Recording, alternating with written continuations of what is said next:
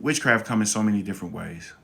Let's talk about basic witchcraft. The basis of witchcraft is just trying to manipulate somebody else's life, and you can do that with your words. You probably grew up under witchcraft and didn't know. If you grew up under a mama who told you weren't going to never be nothing, that's witchcraft.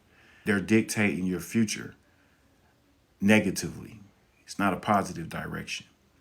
And they keep speaking that over you, that spell becomes real. And then all of a sudden, whenever you want to go do something, the spell or the word comes back to your mind and say, you ain't gonna ever be nothing. You're like, dang, I ain't never going, well, I'm trying to do this. So that's the basis of witchcraft, is talking about folks, talking about their ministry. Death and life is in the power of the tongue. Talking about people marriage, talking about people relationships. It's a lot of witchcraft in social media. It's a lot of witchcraft in this world, because this world is based off witchcraft. Witchcraft is everywhere. Problem is, everybody looking for witches and warlocks and not looking for witchcraft, because they don't understand witchcraft is in everything. It's on TV, it's in restaurants. It's everywhere. Anything that used to manipulate the way you think about something in a way that you're not aware of, it's witchcraft. Word curses will have people operating like witches and warlocks, because witchcraft is, the God of this world is into witchcraft. So the system that we live in is based off witchcraft, based off talking about people. Like, whenever you have a group of people that want to tear somebody down, they get together and laugh at them and talk about them.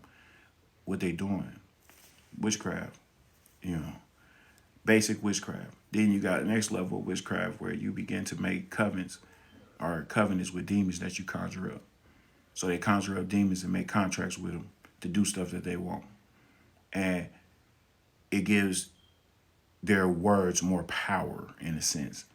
Because when you just a regular person and you speaking word curses on that person, the only thing that's going to happen is your spirit is going to be attacking them, your words. But when you conjure up a demon, now you have a demon attached to your words. So when you speak something, that demon is going to back up that word and try to make it come to pass. So this is why you see them doing potions and blood rituals and cutting the heads off chickens and all this stuff. This is all connected to trying to make a covenant. You got blood magic, white magic, black magic. All these things is just demonic in the sense of what it is. There's some people who do witchcraft that's not evil. They don't have no evil intentions. Put it that way. It's like a person that grew up with witches, and whatever they taught them, they use it for good. Just like on our side, you got people who grew up in church, and they can still use everything they learned for evil. So it's more about the intentions of the person than it is actually what you're doing. So you got to understand that both sides got good and bad apples. So there's people on the evil side that think good, want to do good. That's a bad apple to the kingdom of hell. Just like on our side, we got people who want to do evil. That's a bad apple on our side. So this is why we can't just jump down everybody's throat who actually practice witchcraft or practice things that they've been taught since they were children.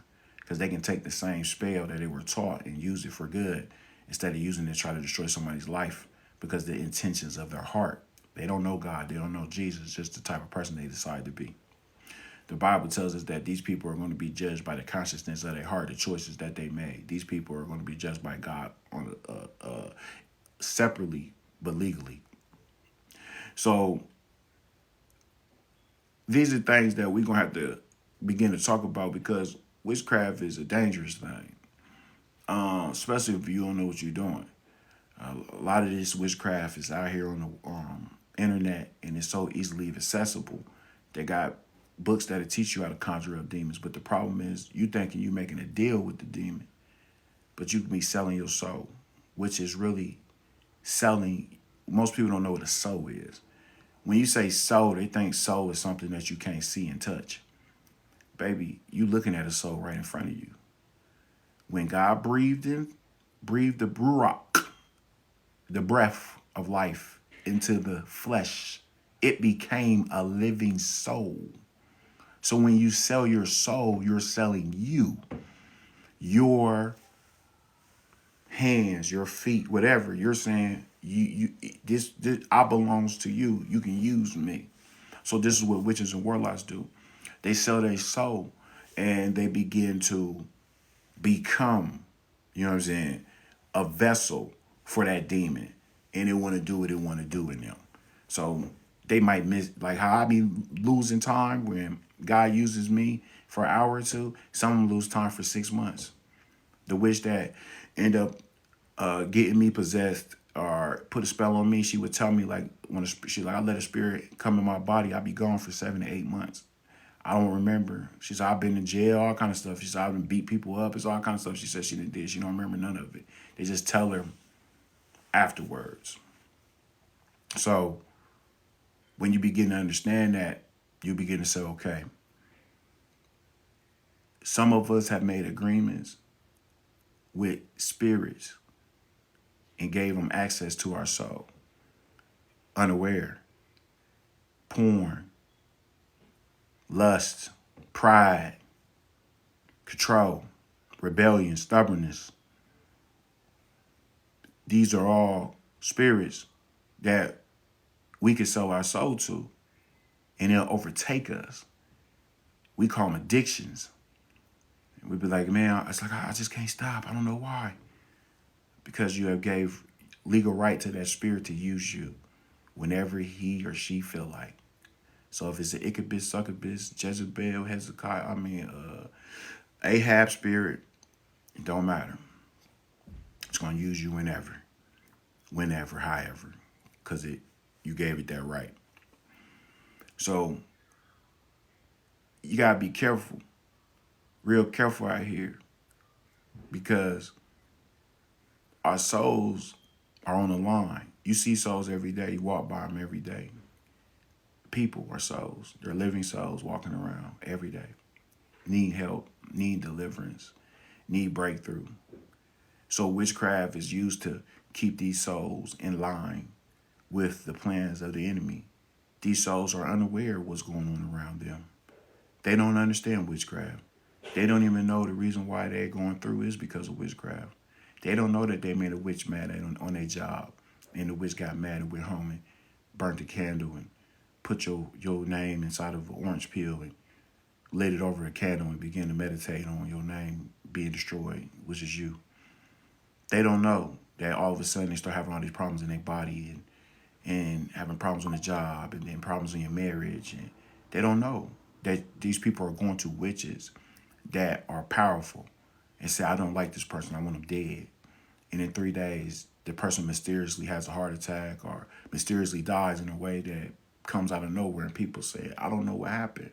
People are losing their mamas, their daddies, their sisters, their brothers. They losing all kind of stuff to witchcraft and don't even know it was witchcraft. Wasn't even aware because it just looks like natural causes. They don't know. And the witches and the true witches and warlocks do not want you to know this. Because if you knew this, you would pray against it. But you can't pray against something that you are unaware of. So there's witches and warlocks that are strong enough to wipe out whole families. Strong enough. They done sold their soul and got enough demons and demonic forces that when they send something at you and you have no covering, you have nothing covering you, you have nothing keeping you up, then it's coming. It's coming. You know what I'm saying? You're going to have to get to a point where you start recognizing that witchcraft is everywhere. You don't have to look for it. It's going to find you.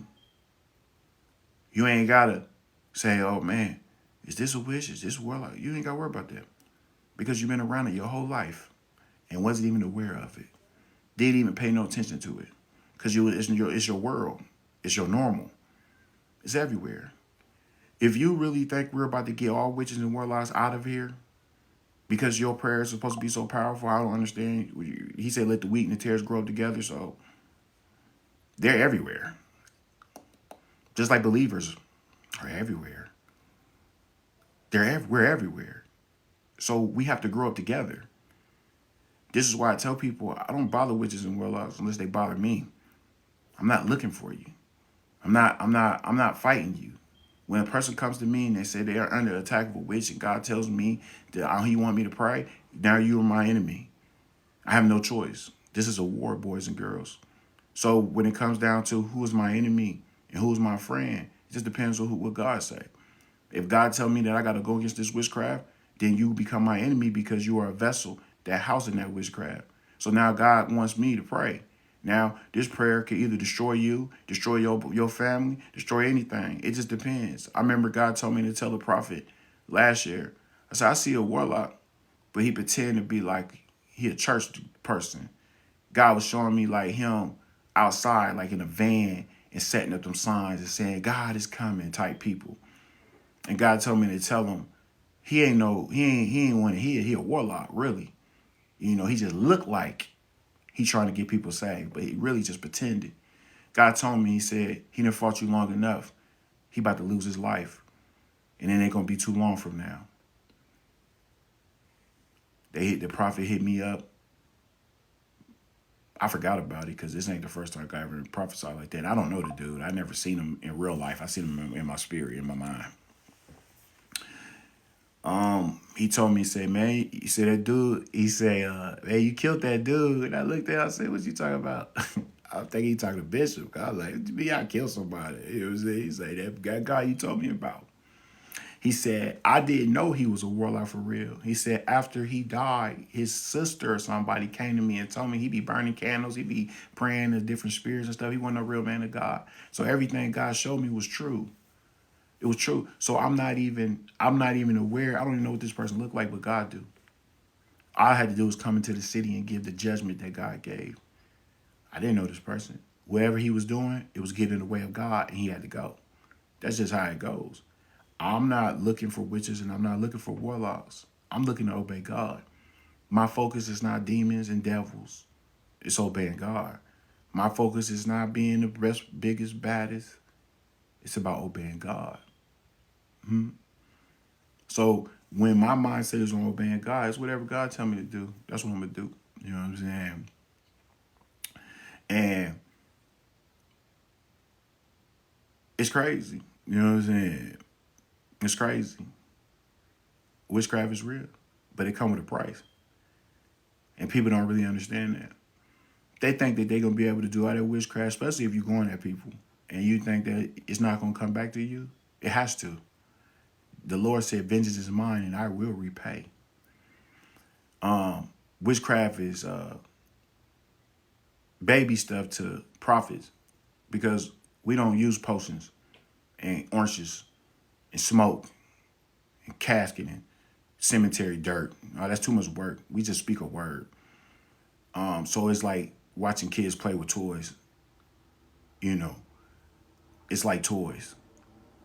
Death and life is in the power of the tongue. If you had real power, you ain't gonna have to do all that. You ain't gonna have to do all that. If you had real power. See, when God used me to speak over somebody, and something manifests, I never touch them. I never blow no candles. See, you got people who work witchcraft in church to make it look like it's God.